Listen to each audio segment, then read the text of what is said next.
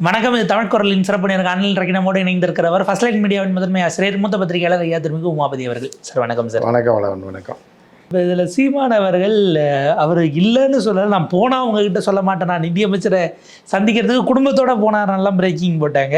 அப்புறம் நான் போனால் நான் ஏன் உங்ககிட்ட சொல்லாமல் இருக்க போகிறேன்னு அவர் ஒரு விதமாக பேசிட்டு அடுத்த நாளே போய் அண்ணாமலையோட மேடையை பகிர்ந்துக்கிட்டு அதையும் அலங்கரிக்கிறாரு. ஒரு முன்னணி சேனலில் அவங்க போட்டாங்க, சீமான் அண்ணாமலை தனி அறையில் 15 நிமிடம் பேசியது என்ன அப்படின்னு ஒரு ஃபோனோ. என்ன இவங்க 2 பேர் நான் 15 நிமிஷம் பேசுகிறேன். கூப்பிட்டா ஈசிஆரில் அந்த டீ கடையில் உட்காந்து 2 பேரும் பேசுறது. ஏன்னா இவர் பெரிய ட்ரம்ப்பு, இவர் பெரிய இது இப்போ புத்தின் 2 பேரும் சந்திச்சு 15 நிமிஷம் பேசுகிறேன். இது போனவங்க போய் இப்போ எங்கிட்டாவது இப்போ ஈஸியாருக்கு அங்கே வா டீ கடையில் உட்காந்துருக்கேன்னா போய் உட்காந்து பேச வேண்டியதானே. இது இவங்க தான் காசை வாங்கிட்டு இந்த மீடியாக்காரங்க பிரேக்கிங் போடுறது. இவங்க என்னமோ பெரிய தலைவர்கள் மாதிரியும் சர்வதேச அளவில் பெரிய நகரத்தில் கொண்டு வர மாதிரியும் 2 பேரும் இது போனால் ஒரே காரில் பேசிகிட்டே போக வேண்டியதான், இல்லை டீ கடையில் உட்காந்து பேச வேண்டியதான். ஏன்னா உள்ளே போனதும் நம்ம மக்கள் கேமராவோட போகிறாங்க. ரெட்டிகிட்ட சொல்லி அண்ணாமலை அனுப்புகிறாரு, டோர் ப்ரைவேசி மீடியா வேண்டாண்டீங்க அப்படின்ட்டு. உடனே ரெட்டி வந்து இல்லை ஒன்றும் இல்லைன்ட்டு கதவை சாத்திட்டு உள்ளே போகிறாரு. அதுக்குள்ளே அதை எடுத்துட்டாங்க. அண்ணாமலையே கேமராவுக்கு பயப்படுறாரா அப்படி? இல்லை, அண்ணாமலை கேமராவுக்கு பயப்படுறது இல்லை, தனியாக பேசணுன்னு இருப்பாங்க அந்த டீலிங்கு. சில ஜி சொல்லியிருப்பார், அண்ணாமலை அங்கே வரப்போ பணம் கொடுத்து விட்றேன் அப்படின்னு, வாடகை பணம் இல்லை ஏதாவது அமௌண்ட்டு கேட்டிருப்பாரு. அது இப்போ வேணால் செலவுக்கு தரேன், 1 கோடி 2 கோடி கொடுத்துட்றேன், அண்ணாமலைகிட்ட கொடுத்துட்றேன்னு சொல்லியிருக்கலாம்.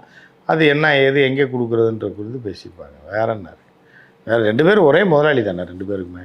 அண்ணாமலை சொல்கிறார், எனக்கும் அண்ணனுக்கும் பெரிய வித்தியாசம் இல்லை, அண்ணாமலை சீமானுக்கும். அதை தான் நம்ம காலகாலமாக சொல்லிட்டு இருக்கீங்க. உனக்கும் அவங்களுக்கு உங்கள் 2 பேருக்கும் வித்தியாசம் கிடையாது, உன் கட்சிக்கும் அவங்க கட்சிக்கும் வித்தியாசம் கிடையாது, 2 பேரும் ஒன்று தான், 2 பேரும் நாசகார சக்திகள் தான் அப்படின்றது எல்லாருக்கும் தெரிஞ்சது தானே. காலகாலமாக இவங்க சொல்லி என்ன தெரியணும்னு.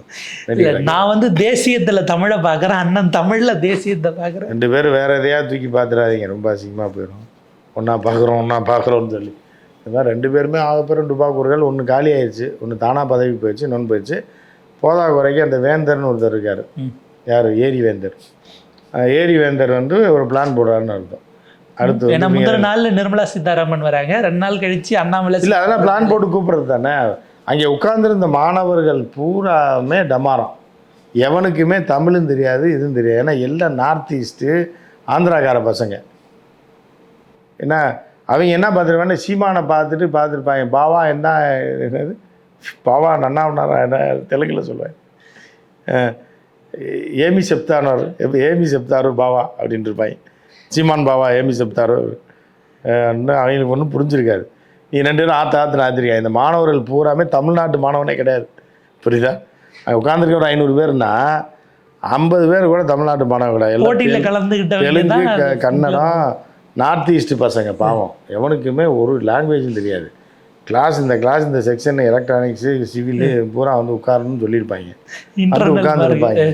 நடுவில் ஏரி வேந்தர், 2 பக்கம் வந்து அண்ணாமலை சீமான் உட்காந்துருப்பாங்க. அடுத்து அந்த ஏரியை பாதுகாக்கிற அவர் தான் பாதுகாக்கிறார் மொத்தமாக.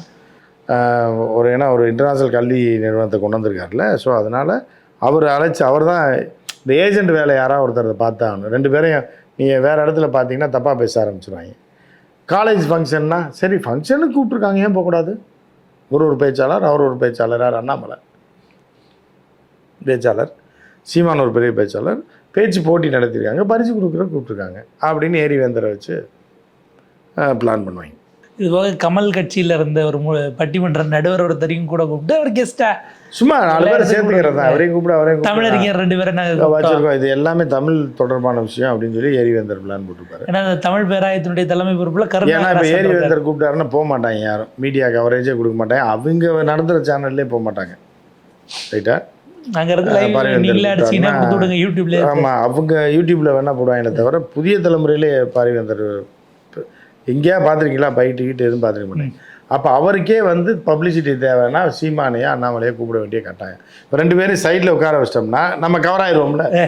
ஃபோட்டோ ஃப்ரேமில் வரணும் அப்படின்னா நடுவில் உட்காரணும். இப்போ நீங்கள் அண்ணாமலைக்கு பக்கத்தில் போய் உட்காண்டாலும் இந்த பக்கம் சீமா உட்காந்து அவங்க 2 பேரும் ஃப்ரேம் வச்சுருவாங்க. அதனால் நடுவில் உட்காந்து 2 பேரையும் வச்சிங்கன்னா நீங்கள் 2 பேரையும் வச்சே ஆகணும். தவிர்க்க முடியாத ஒரு சக்தியாக அரசியல் யார் இருக்காருன்னு ஏரி வேந்தர் அப்படின்றத காட்டுறதுக்காக இடம் கொடுத்து செலவு பண்ணி கூப்பிட்டுருக்காரு. கூப்பிட்டு இதில்னால ஏரி வேந்தர் வெளியே தெரியலான்னு பார்த்துருப்பார். அதுதான் அவருடைய கணக்கு. உட்காந்துருந்த பூரா தெலுங்கு மாணவர். ஏமி செப்துறாரு, ஏமி உண்ணாரு, பாக உண்ணாரா அப்படின்னு சொல்லி பேசியிருந்துருக்காங்க. இப்போ என்ன ஐயோ அவன் தமிழ் கட்சி நடத்துகிறவன், நீங்கள் இப்போ தெலுங்கில் பேசியிருந்தீங்கன்னா எப்படி அவன் பேசுவான்? இது மாதிரி அண்ணாமலை விட்டு ஆட்டிருக்காங்க. நானும் அண்ணன் ஒன்று தான். இது நீங்கள் சொல்லி தானே தெரியணும். எங்களுக்கு ஏற்கனவே ஆரம்பத்தில் இருந்து நாங்கள் அதான் சொல்லிகிட்டு இருக்கோம். நீயும் அண்ணாமலை, நீயும் சீமானும் ஒன்று, மக்கள் வாயில் மண்ணுன்றதை நம்ம முதல்ல சொல்லித்தானே. இதில் இவங்க சொல்லி தான் தெரியணுமா சீமானோ அதோ.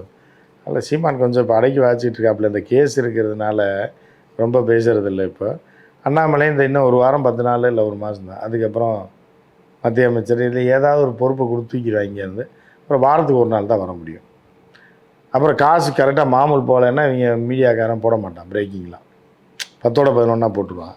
சரி என்ன நடக்குதுன்னு நம்ம பொறுத்திருந்து பார்ப்போம். ஏன்னா இப்போ பதவியிலிருந்து போன பிறகுன்னும் போது அதுதாகும்ல. ஏன்னா அண்ணாமலை தொண்டர்கள் ஊர் முழுக்க போஸ்டர் அடிக்கிறாங்க. 1000 பேர் நாங்கள் சாகும் வரை உண்ணாவிரதம் இருப்போம் அண்ணனை மாற்றினா. அதாவது ஊர் முழுதும் போஸ்டர் இல்லை, ஒரே போஸ்டர் ஊர் முழுதும் ஒட்டுறாங்கன்னு சொல்லுங்கள். சரி, மதுரையில் தான் ஒட்டியிருப்பாங்க. இதெல்லாம் மதுரையில் பிச்சைக்காரன் கூட போஸ்ட் அடிப்பாங்க. நம்ம ஊர் தானே அது. ஒரு பிச்சைக்காரனை கூட விட மாட்டாங்க. அவன் ஏதாவது வர்றான், அவனால் 10 பைசா பிரயோஜனம் இருக்குன்னா அவன் ஃபோட்டோ வச்சு போஸ்ட் அடித்து விதவிதமான ஒரு வாசகத்தை போட்டுருவாங்க. கடந்த கால அரசியலில் நீங்கள் பார்த்தீங்கன்னா தெரியும். அதாவது அவனோட கவித்துவத்தை பூரா வந்து இவருக்கு தான் காட்டிகிட்டு இருந்தாங்க முதல்ல. யாருக்கு? அமுக அழகிரிக்கு. இப்போ அவர் அரசியல் விட்டு ஒதுங்கினதுனால ஏதாவது நம்ம திறமையை காட்டணுன்றக்காக அண்ணாமலை கொட்டியிருப்பாங்க. 1000 பேர் எங்கே இருக்காங்க கட்சியில்? முதல்ல 1000 பேர் இருந்தால் தானே இது பண்ணுறதுக்கு. அப்புறம் தீக்குளிப்பேன்னா ஒருத்தன் கூட தீக்குளிக்கலை. என்ன நடக்குதுன்னு அண்ணாமலைக்கெல்லாம் தீக்குளிக்க ஆள் இருக்குது அப்படின்னா இந்த சமுதாயம் எங்கே போயிட்டுருக்குன்னு இல்லை. இங்கே போடுற சில வார்த்தைகள் எங்களுக்கு தற்கொலை எடப்பாடி வேண்டாம், தலைவர் அண்ணாமலை தான் வேண்டும் எல்லாம். அதை தான் இப்படி போட்டு ஆட்டையை வளைச்சி விட்ருவேன். அதான் அண்ணாமலையோட பிளான் என்னென்னா அதிமுகவை அசிங்கப்படுத்தணும், கேவலப்படுத்தணும். எடப்பாடியை மட்டும் இல்லை, ஜெயலலிதா. ஏன்னா ஜெயலலிதா திருட்டு வழக்கில் உள்ள போன தானே சொன்னாப்புல. ஊழல் வழக்கில் மக்கள் பணத்தை கொள்ளையடித்து விட்ட ஒரு கொள்ளைக்காரின்னு தானே சொன்னாங்க. அவங்களாம் முதலமைச்சர் ஆகக்கூடிய அப்படின்னு ஊழல் மலைஞ்சு போச்சுன்னு யார் பேசுனது? அண்ணாமலை தானே. எடப்பாடியில் அண்ணாமலைக்கு ஒரு ஆளே கிடையாது.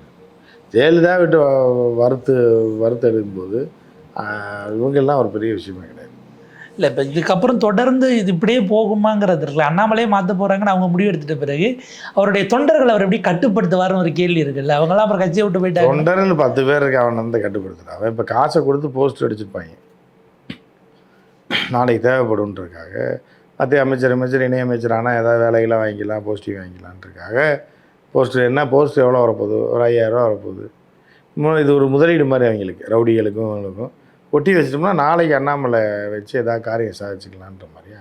இல்லை, ஒரு தொண்டர்லாம் கண்ணீரோட தன்னுடைய காரில் இருக்க அந்த கொடியை கைட்டிட்டு அண்ணாமலை அண்ணனுக்காக நான் அந்த கட்சியில் சேர்ந்தேன், இப்போ அவர் இல்லைன்னும் போது ஏற்றுக்க முடியல, நான் அதை கைட்டுறேன், எங்களுக்கு அண்ணாமலை அண்ணன் தான் திரும்ப வேணும், இந்த வீடியோவை ஹிந்தியில் மொழிபெயர்த்து மோடிஜி பார்க்குற வரைக்கும் உண்மையான அண்ணாமலை தொண்டர்கள் பகிரவும் அப்படின்னு ஒருத்தர் வீடியோ போட்டிருக்காங்க. அந்த மாதிரி லூஸெல்லாம் இன்னும் நிறைய பேர் இருக்காங்க. முன்னாடி வீட்டுக்கு பாம்பு வரும், பிரிண்ட் அவுட் எடுத்து கொடுக்கலான்னு அதான் போடுவாங்க. அதில் 10 பேருக்கு ஷேர் பண்ணால் இன்றைக்கி சாயந்தரத்துக்குள்ள நல்லது நடக்கும். அந்த மாதிரி கோஷ்டி தான் அதெல்லாம். அந்த மாதிரி ஈத்திர கோஷ்டி தான் அது. அந்த முட்டா பசங்க எதாவது காசு செலவு கை காசை போட்டு எதாவது போஸ்ட் ஓட்டிருப்பாங்க. இந்த மாதிரி கூட்டம் தான் அண்ணாமலை பின்னாடி இருக்குது. இல்லை, இப்போ இவங்க சுற்றி இருக்கக்கூடிய அந்த பிராமண லாபிக்குள்ளேருந்து சப்போர்ட் இதுக்கு முன்னாடி பண்ணவங்களெல்லாம் போட்டு போகிறான்ட்டுனா அவங்க அதுக்கு திரும்ப பழிவாக மாட்டாங்களான்னு இருக்கு. இல்லை, இப்போ பாண்டியிலேருந்து அத்தனை பேரையும் திட்டுறாங்க. ஏன்னா அவங்க அண்ணாமலை போனால் என்னென்னு பேச ஆரம்பிச்சிட்டதுனால போட்டு போகிறான்றாங்கல்ல.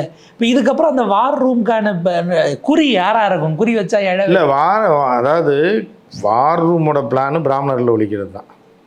திருப்பி அந்த பணியை அது தொடர்ந்து செய்யும். அண்ணாமலை வார் ரூம் தொடர்ந்து அந்த பணியை செய்யும். வேறு வார் ரூம் அவங்க செட் பண்ணி அண்ணாமலை இப்போ போட்டு அடிச்சுட்டு இருக்காங்கல்ல.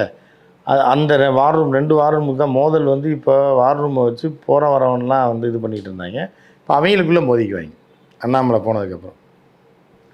ஏன்னா இவங்க இங்கேருந்து நகர்றாங்க அப்படின்னா ஃபண்டு அப்படிங்கிறது வார் ரூமுக்கு அவர் தலைவராக இருந்தப்போ கொடுத்த அதே நிதியை கட்சி கொடுக்குமா?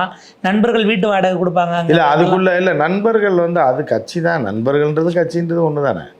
அது சொந்த வீடு தான். அது வேறு பேரில் வாங்கி போட்டிருக்காங்க. அதனால ஒன்றும் பிரச்சனை இல்லை. அண்ணாமலை வருமானத்துக்கு எந்த பிரச்சனையும் வராது. அதுக்கு 100 கோடிகள் சம்பாரிச்சிட்டாங்க, அது ஒன்றும் பிரச்சனை இல்லை. டாக்டர் தமிழிசைகிட்ட கேட்குறாங்க, தமிழ்நாட்டினுடைய அடுத்த மாநில தலைவராக யார் வருவாங்க அப்படின்னு ஒரு கேள்வி கேட்கும்போது அவங்க தமிழ்நாடு சார்ந்த எந்த பிரச்சனை என்றாலும் என்னிடம் கேளுங்கள், நான் அதில் கருத்து சொல்கிறேன், ஏன்னா நான் தமிழ்நாட்டு அரசியல்வாதி, உட்கட்சி பிரச்சனைகளை பற்றி என்கிட்ட கேட்காதீங்க அப்படின்னு சொல்கிறேன். ஏன்னா ஆந்திரா தலைவர் யார் வந்தாருன்னு அவர்கிட்ட கேட்டாங்க. ஏன்னா அதுக்கே இப்போ வழி இல்லாமல் உட்காந்துருக்கு. அது என்னத்தை போய் சொல்லும் பாவம். அதே வயசாகி போச்சு. அதை வந்து சேர்க்காதீங்கன்றாங்க. அப்போ தான்ற மரியாதையோடு அதை வச்சுங்க, எல்லா மரியாதையும் கொடுங்க, எல்லாம் வாங்கி கொடுங்க. ஆனால் கட்சியில் ரிட்டையர்ட் ஆகிட்டாப்புல அப்படின்ற ரேஞ்சு கொண்டு போயிட்டாங்க. ஏன்னா தெலுங்குவரோட பிறப்புக்கெல்லாம் நீங்கள் தெலுங்குல வீடியோ போட்டு வாழ்த்து சொல்கிறீங்க. அந்த கருத்தெல்லாம் நீங்கள் இல்லை, அது அடுத்த ஸ்டேட். அதாவது அப்போ தான் வயசாகி போச்சு, என்ன பண்ணுறது, அது மூளை குழம்பு போய் தெரியுது. தனக்கு பதவின்னு கேட்டுச்சு, கிடைக்கலங்கும் போது எதையானு குழப்பி விட்டு பாவம். அது நிர்மலா சீதாராமனுக்கு எதிர்த்து அரசியல் பண்ணது கடைசியில் நிர்மலா சீதாராமன் கூட போய் ஃபோட்டோ எடுக்கிற அளவுக்கு இறங்கி போயிடுச்சு. வரும்போது போய் ரிசீவ் பண்ண ஆள் இல்லை. அர்ஜுனமூர்த்தி தமிழிசை இன்னொரு லேடி இவங்க தான் போய் ரிசீவ் பண்ணாங்க. கூப்பிட்டு போய் மத்திய அமைச்சராக இருக்க வேண்டிய ஆள் நம்ம அப்படின்னு பார்க்கும். நீ எல்லாம் வந்து ஓட்டுக்கும் வரல, அரசியலுக்கும் வரல, எலெக்ஷன்லேயும் நிற்கலை. நான் வெயிலில் அலைஞ்சு என் கலர் இப்படி ஆகி போச்சு, எனக்கு பதவி தரல. அந்த ஜி வந்து கொடுத்துருக்காரு. கே நகர் பிள்ளையார் நல்ல இது பேஷண்ட்டை கொடுத்துட்டு இருந்தா நான் டாக்டராக வச்சு இருந்திருப்பேன்.